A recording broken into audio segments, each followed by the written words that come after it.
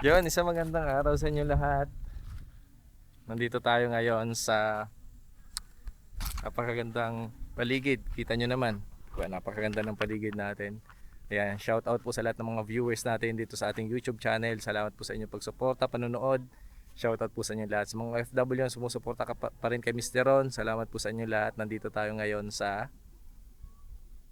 picnic grove dito sa Tagaytay City. So, ayun, napag-desisyon na namin mag-asawa kasama yung anak ko na mag-unwind naman. Enjoy natin yung buhay, wag natin masyadong stressin yung buhay natin and wag natin masyadong igugol yung oras natin sa pagtatrabaho o kung saan man.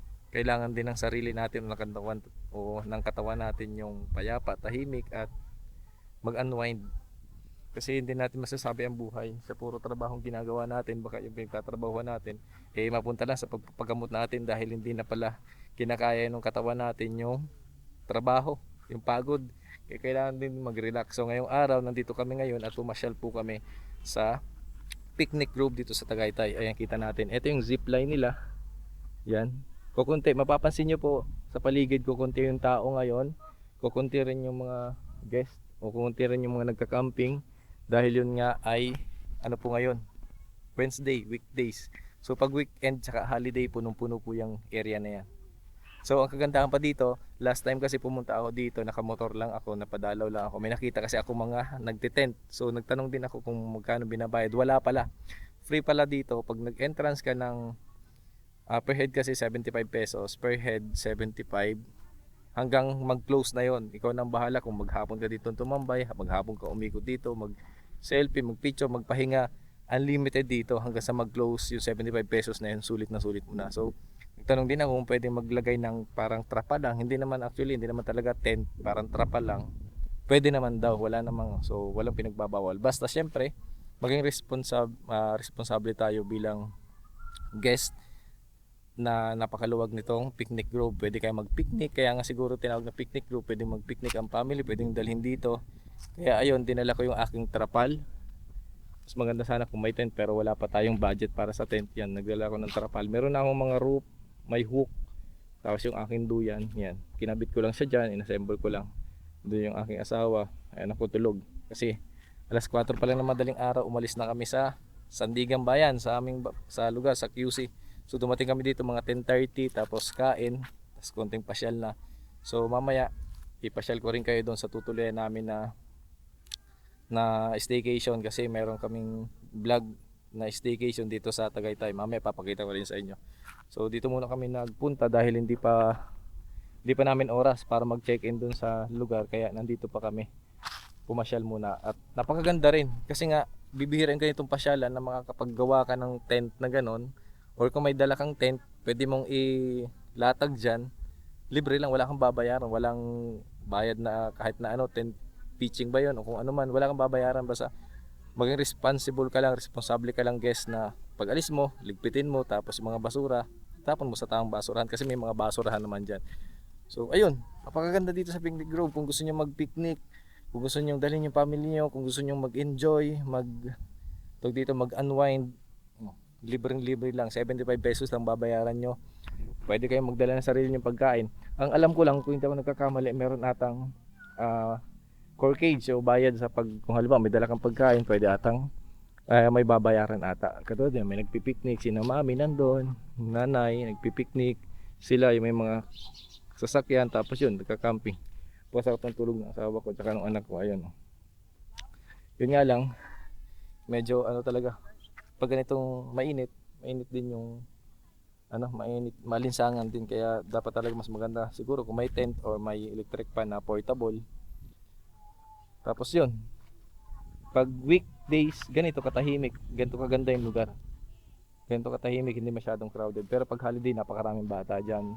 Tapos napakaraming nagka-camping dito or nagpi-picnic.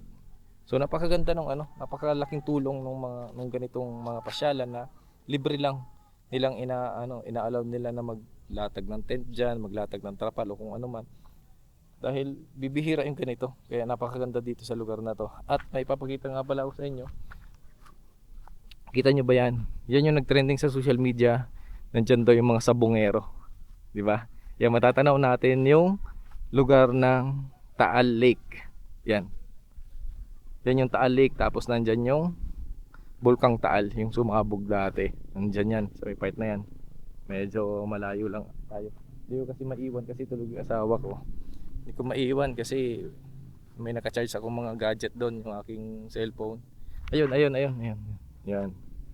Yan. Ayun yung Bulkang Taal na sumabog. Nag-trending yan sa social media na nandyan daw yung mga sabungero. Hindi natin alam yung kwento kung ano ang katotohanan, pero ganun pa man, naging isang ano siya, naging isang kwento na lang.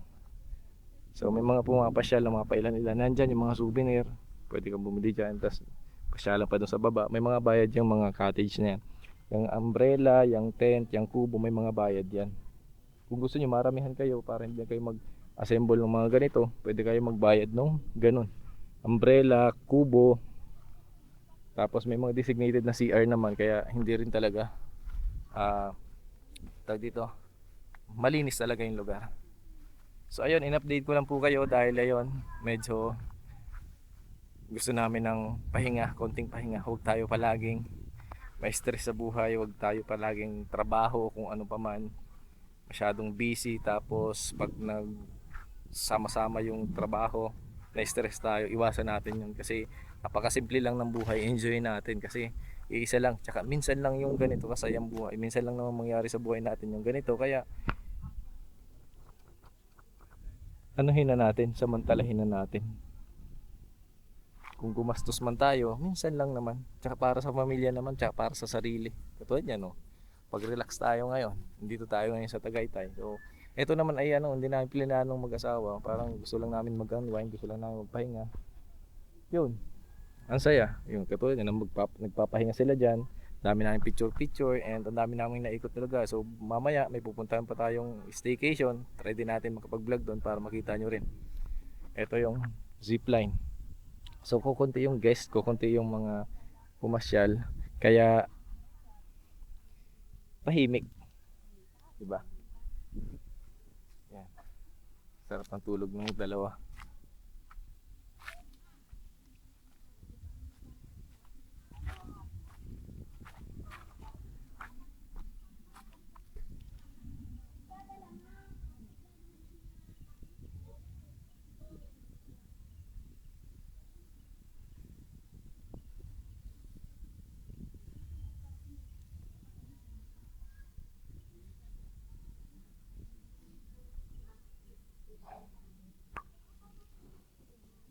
Sarap ng tulog ngayon.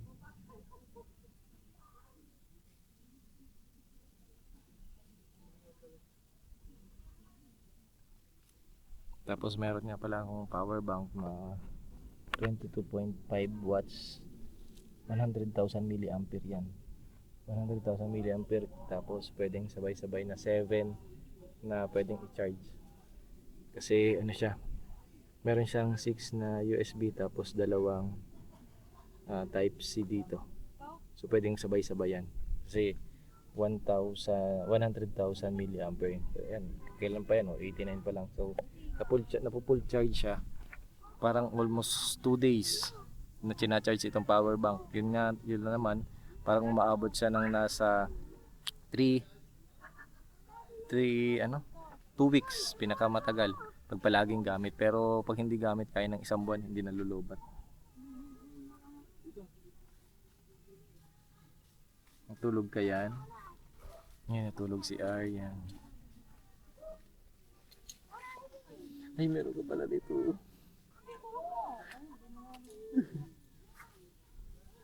Gising ka na? Gising na si Aryan, yung mama niya tulog pa. So ayan, ha?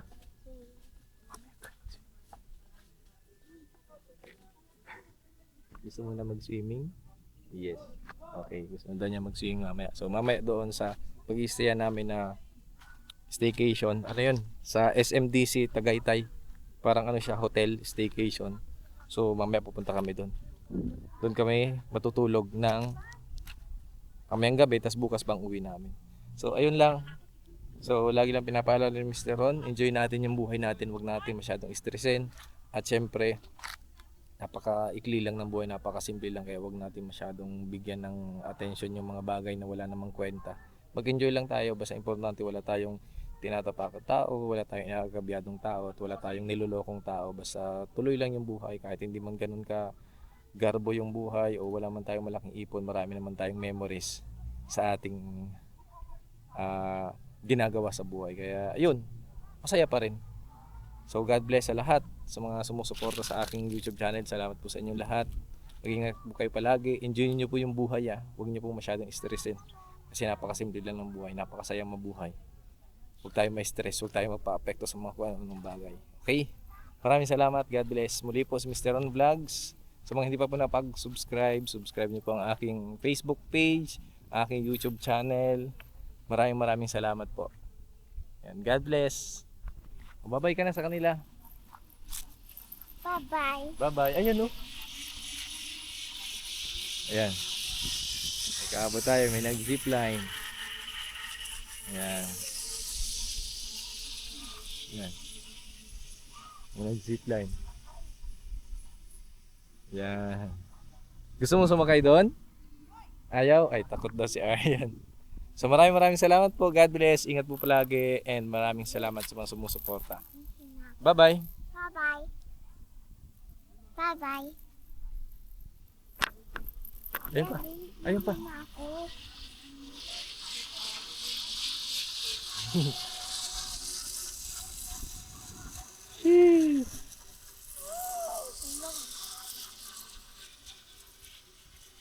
Parang siyang nga nagmamaan. Okay.